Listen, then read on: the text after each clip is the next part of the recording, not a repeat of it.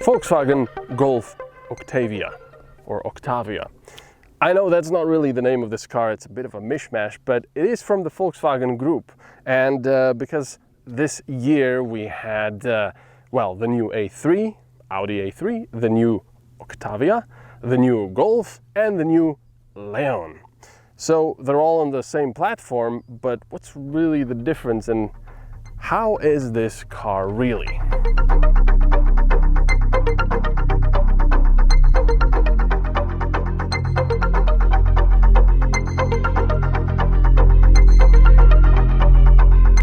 Does it look good, the new model? I'd say yes, especially the rear, which has, although optional, really lovely LED lights.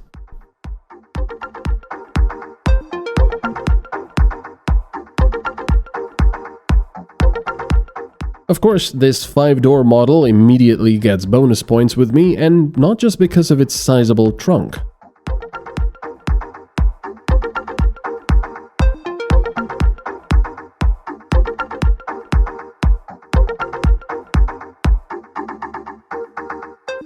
The interior is somewhat reserved, but still looks somewhat prestigious. The positioning of the center vents under the infotainment is a bit odd and sometimes impractical, but I generally like the design.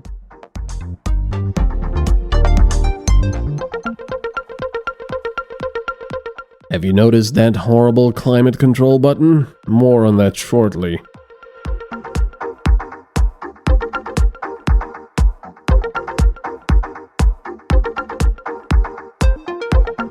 The dome lights can be toggled via touch. Your phone can charge wirelessly, while USB connectors only come in the C variety.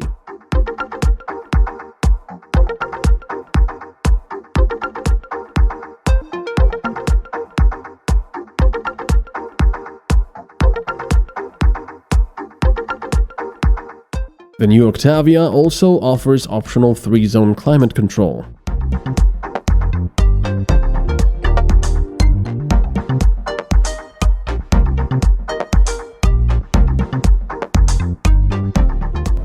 But the thing that strikes me the most with this car is how it drives. I know that's an overused term that I use on this channel, but it's not just how it drives, it's also how it feels inside the car, because it really does remind me of like being in an Audi. And I know, how dare I compare this to an Audi? And of course, the Audi is a little more taut, it's a little better in the corners, well, a lot better, it's nicer and everything, but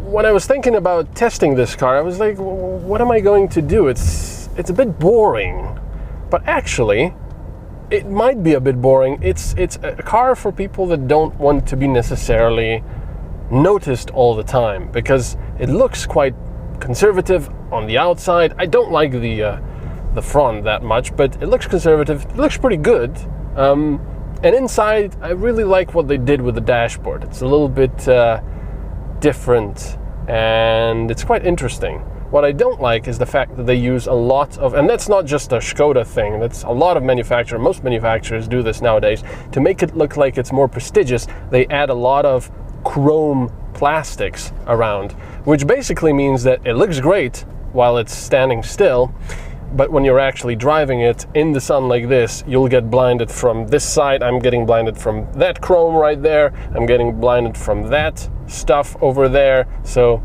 swings and roundabouts.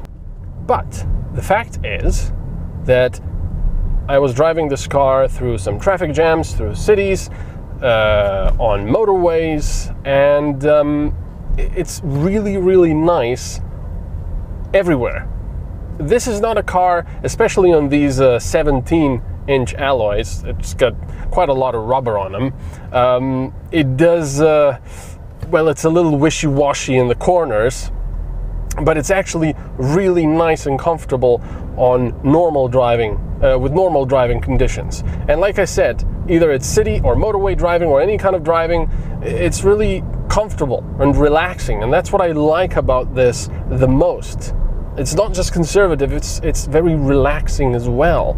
And this has the 2-liter 150 horsepower diesel engine, which I would say is a gem because it is so economical. That's the engine in the Volkswagen group that you want if you want to have a low fuel consumption. So what is the fuel consumption? Well, right now I've got a 4.4 liters per 100 kilometers or kilometers average fuel consumption. That's indicated, of course. Usually these strip computers, like someone commented, can be a bit off, but a lot of the times they are quite accurate. And 4.4 is not the lowest I've had. The lowest was 4.2, and I think it would have gotten even lower if I really tried. And remember, this was not by driving incredibly economically. This was just normal driving, including a lot of motorway driving at 130, 140 kilometers per hour. So that's really surprising for a mid-size, large-size car like this. That's very impressive in my book. In the end, I'll be completely honest, I was expecting a rather boring car, and I was wondering what I was going to say. Of course, I can babble just about anything, but it might not be relevant. And this car completely took me by surprise. Completely. It's actually really, really nice, comfortable, and personally, I would be happy to actually own a car like this with this engine. So because you're a businessman, you've left your car in an open parking lot, or a gravel road in this case, under the blazing sun in the summer the entire day. Of course, the car is going to be pretty unpleasant inside. Now, if you have a spare moment before your next meeting, you might actually use your head and open up all the windows. Oh yeah, let's do it twice and use my head before you get in. So all the hot air, well, it gets, well, some fresh air. Let's get some fresh air. And then you start the car, you need to go, and you want your climate control.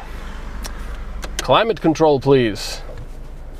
Please, climate control. I want to turn on my AC because it is blazingly hot inside. But no, of course. Okay, now this was a lot faster than usual. I didn't time it, but I think it took about a minute. When the car is off for a long time, which it obviously wasn't now, it has to load these sub-menus, well, the software, including for the climate control. So you cannot get into the car, turn it on, and immediately press the AC button to get some cool air. You have to wait for it and suffer the heat. And I think it's just a hugely annoying thing. And I'm not just saying it because I want to rant about something.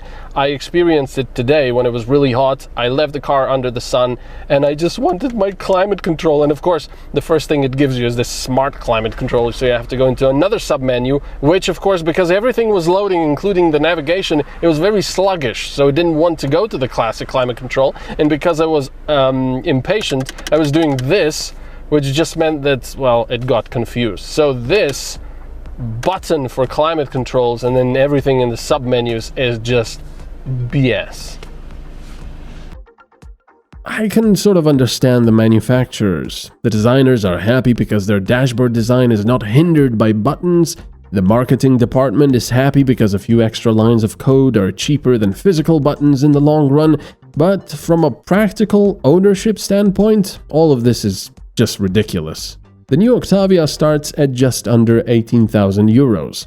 For the fully equipped model with the most powerful diesel engine, dual clutch transmission, and practically all the extras, you'll be lighter for just under 39,000 euros.